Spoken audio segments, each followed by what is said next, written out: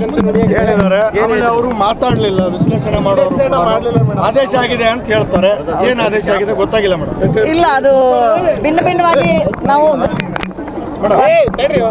ಏನವರು ಕಾರ್ಣಿಕ ಅವರು ನುಡಿದಿದ್ದಾರೆ ಅದನ್ನೇ ಭಕ್ತರು ಅವರು ಅನಲೈಸ್ ಮಾಡಲಿ ಅಂತ. ಯಾಕಂದ್ರೆ ನಾವು ಒಬ್ಬೊಬ್ರು ಒಂಥರ ಅನಲೈಸ್ ಮಾಡ್ತಿದ್ದಾರೆ.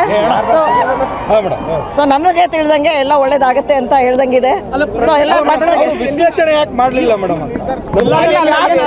ಹೌದು, ಆದೇಶ ಮಾಡಿದ್ದೆ. ಲಾಸ್ಟ್ ಟೈಮು ಏನೇನೋ ಕಾಂಟ್ರವರ್ಸಿ ಆಗಿತ್ತು, ಅವ್ರು ಹೇಳಿದ್ದು ಬೇರೆ ಬೇರೆ ರೀತಿಯಲ್ಲಿ ಹೇಳಿದ್ರು. ಸೊ ಹಾಗಾಗಬಾರ್ದು ಅನ್ನೋದಕ್ಕೆ ನಾವು ಭಕ್ತರಿಗೆ ಬಿಟ್ಟಿದೀವಿ, ಅವರೇ ಅನಲೈಸ್ ಮಾಡ್ತಾರೆ. ಮುಂದೆ ಯಾರು ಮಾಡೋರು ವಿಶ್ಲೇಷಣೆ ಮಾಡೋದೇ ಅಲ್ವಾ? ಪರಂಪರವಾಗಿ ಅವರು ವಿಶ್ಲೇಷಣೆ ಮಾಡ್ತಾ ಇದ್ರು. ನಾವು ಕಡಿವಾಣ ಹಾಕಿಲ್ಲ, ನಾವೆಲ್ಲ ಚರ್ಚೆ ಮಾಡಿ ಆಮೇಲೆ ನೀವು ಹೇಳಿ ಅಂತ ಹೇಳಿದೀವಿ. ಯಾಕಂದ್ರೆ ಎಲ್ಲಾನು ಒಂದೊಂದ್ ತರ ಹೇಳೋದು ಬೇಡ, ನೀವು ಕುತ್ಕೊಂಡು ಚರ್ಚೆ ಮಾಡಿ ಆಮೇಲೆ ಹೇಳಿ, ಒಂದೇ ಹೇಳ್ಬೇಕು. ಅದು ಬಿಟ್ಬಿಟ್ಟು ಬೇರೆ ಬೇರೆ ಕಾಂಟ್ರವರ್ಷಿಯಲ್ ಸ್ಟೇಟ್ಮೆಂಟ್ ಕೊಡಬಾರ್ದು ಅನ್ನೋದು ಒಂದೇ ಉದ್ದೇಶ. ವಿಶ್ಲೇಷಣೆ ಯಾವಾಗ ಆಗುತ್ತೆ ನೀವು ಹೇಳಿದ ಪ್ರಕಾರ? ನಾವು ಮಾತಾಡ್ತೀವಿ ಅವ್ರ ಜೊತೆ, ಈಗ ಮಾತಾಡಿ ಇದು ಮಾಡ್ತೀವಿ. ಇಲ್ಲ, ನಾವು ತಿಳಿಸ್ತೀವಿ ಅವ್ರಿಗೆ, ಏನು ಕುತ್ಕೊಂಡು ಮಾತಾಡಿದ್ಮೇಲೆ ನಾವು ಹೇಳ್ತೀವಿ. ಒಂದು ನಂಬಿಕೆ ಇರುತ್ತೆ ಆಗಿನ ವಾಣಿ ಬಗ್ಗೆ ಹಾಗೆ ವಿಶ್ಲೇಷಣೆ ಆಗ್ಬೇಕು ಅನ್ನೋದು. ಜಿಲ್ಲಾಡಳಿತ ಇಷ್ಟೊಂದು ರಿಸ್ಟ್ರಿಕ್ಷನ್ ಹಾಕಿದ್ರೆ ಭಕ್ತರಿಗೆ ಘಾಸಿ ಆಗಲ್ವಾ? ಇಲ್ಲ, ಬೇರೆ ಭಕ್ತರಿಗೂ ಘಾಸಿ ಆಗಿದೆ, ಬೇರೆ ಬೇರೆ ತರ ಸ್ಟೇಟ್ಮೆಂಟ್ ಕೊಟ್ಟಿರೋದ್ರಿಂದ. ಹಾಗಾಗಿ ಯಾರಿಗೂ ಘಾಸಿ ಆಗಬಾರ್ದು ಅನ್ನೋದೊಂದೇ ಉದ್ದೇಶ. ಅಲ್ಲ, ಧರ್ಮದರ್ಶಿಗಳು ಇರೋದೇ ವಿಶ್ಲೇಷಣೆ ಮಾಡಕ್ ಮೇಡಮ್, ಅವ್ರಿಗೆ ಮಾಡಬಾರ್ದು ಅಂತ ಆದೇಶ ಹೊರಡಿಸಿದ್ರೆ ಈಗ ಭಕ್ತರ ಭಾವನೆಗಳಿಗೆ ಧಕ್ಕೆ ನೋಡಿ. ನಮ್ಗೆ ಬಹಳಷ್ಟು ಕಂಪ್ಲೇಂಟ್ ಬಂದಿತ್ತು ಹಿಂದೆ, ಏನೇನೋ ಬೇರೆ ಬೇರೆ ತರ ವಿಶ್ಲೇಷಣೆ ಆಗಿದೆ, ಆತರ ಆಗ್ಬಾರ್ದು ಅನ್ನೋ ಒಂದು ದೃಷ್ಟಿಯಲ್ಲಿ ಹೇಳಿದೀವಿ.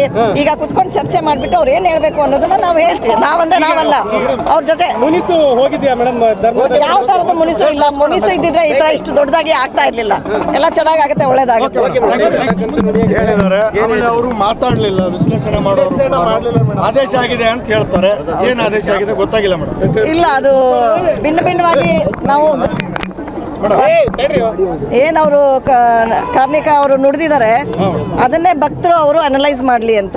ಯಾಕಂದ್ರೆ ನಾವು ಒಬ್ಬೊಬ್ರು ಒಂಥರ ಅನಲೈಸ್ ಮಾಡ್ತಿದ್ದಾರೆ. ಸೊ ನನಗೆ ತಿಳಿದಂಗೆ ಎಲ್ಲ ಒಳ್ಳೇದಾಗತ್ತೆ ಅಂತ ಹೇಳ್ದಂಗಿದೆ.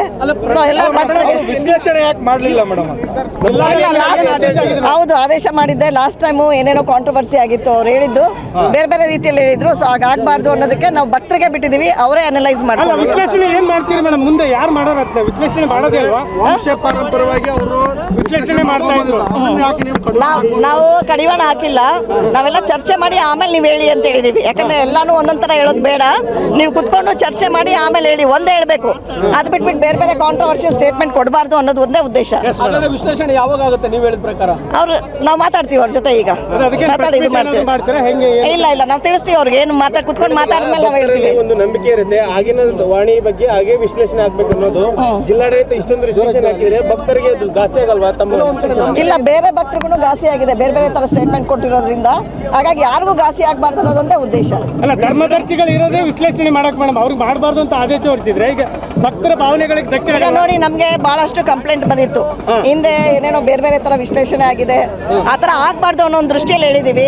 ಈಗ ಕುತ್ಕೊಂಡು ಚರ್ಚೆ ಮಾಡ್ಬಿಟ್ಟು ಅವ್ರು ಏನ್ ಹೇಳ್ಬೇಕು ಅನ್ನೋದನ್ನ ನಾವು ಹೇಳ್ತೀವಿ. ನಾವಂದ್ರೆ ನಾವಲ್ಲ, ಅವ್ರ ಜೊತೆ. ಮುನಿಸು ಹೋಗಿದ್ಯಾ ಮೇಡಮ್?